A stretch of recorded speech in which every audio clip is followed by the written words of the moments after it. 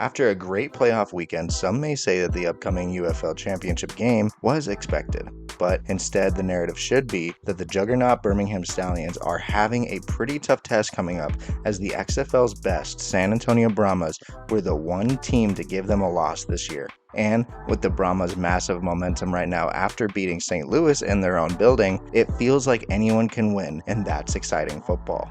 Thank you for clicking on today's video, as we'll be breaking down the United Football League Championship game coming up this Sunday at the St. Louis Dome. So, let's talk about it.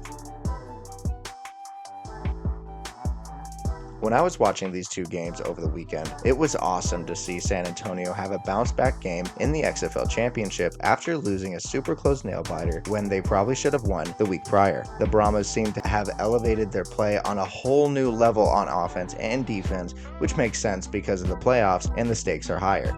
But the offense was led by their really good rushing attack, chipping away against the St. Louis defense, having 213 yards on the ground with 115 for Anthony McFarland and 83 for John Levitt. While the rushing attack was beating down the defensive front, Chase Garber looked like an actual starter for the first time since he got hurt about midway into the season, completing 71% of his passes for 197 yards and 2 touchdowns in the air. Chase was able to connect with his 3 main receivers the whole game, as John Trey Kirkland had 5 catches for 61 yards, Marquez Stevenson had 5 catches for 56 yards and a touchdown, and Justin Smith had 4 catches for 76 yards and the other touchdown. Those 2 scores through the air were the first scores coming right out of the gate, getting up 13-3 in the second quarter. The game seemed like all was lost in the third quarter after Anthony McFarland broke free for a 69-yard run to extend their already 2-score lead to a 3-score lead, being 19-3 at that point. Though St. Louis, who's already been struggling big time the entire game, started to rally with not only a touchdown pass from AJ McCarron topping off a 7-play drive immediately after St. Louis's score, but literally immediately after the score, Chase Garber would fumble and defensive end Pita Taumapenu scooped and scored to make the game now 19-15. Though the rest of the game wouldn't go in St. Louis's favor, as San Antonio would essentially play it safe on offense, running the ball and throwing short passes while playing tough defense, sacking AJ McCarron a couple of times. The Brahmas would end up scoring 2 field goals at the end to extend the final score 25-15. The Birmingham and Michigan game early on that day was definitely something to see, as Michigan came in swinging hard and ended up burning themselves out by halftime. The way I saw Michigan winning in my last video was if they started out hot in the game and continued that same pressure throughout instead of just the first half. The Panthers did start hot early on, with the first touchdown of the game being from Danny Etling to Siosa Mariner for 35 yards, continuing their connection from just a week ago. After that, kicker Jake Bates would go on to making 4 of his next 5 field goals in a row, as the Panthers would slowly add on to the lead against Birmingham even though it wasn't touchdowns. Once the game became 18-3 in the second quarter, it became more apparent that Michigan had an actual chance of beating the Stallions this time.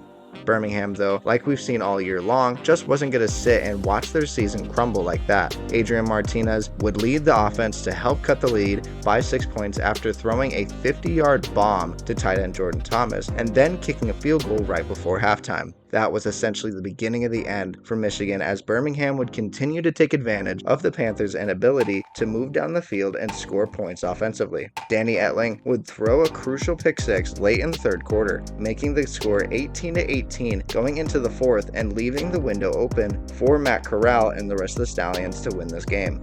Matt would end up coming into the fourth quarter after Martinez not only was struggling a little bit, but also was dealing with an injury after getting sacked right before the fourth.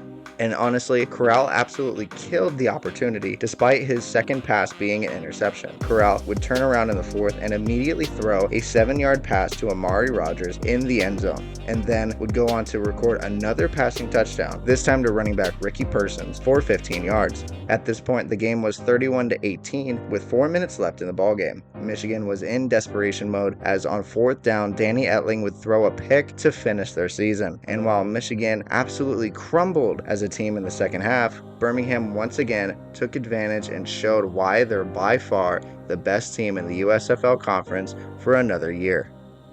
And now, while Birmingham is the best team in the USFL, are they the best team in the United Football League?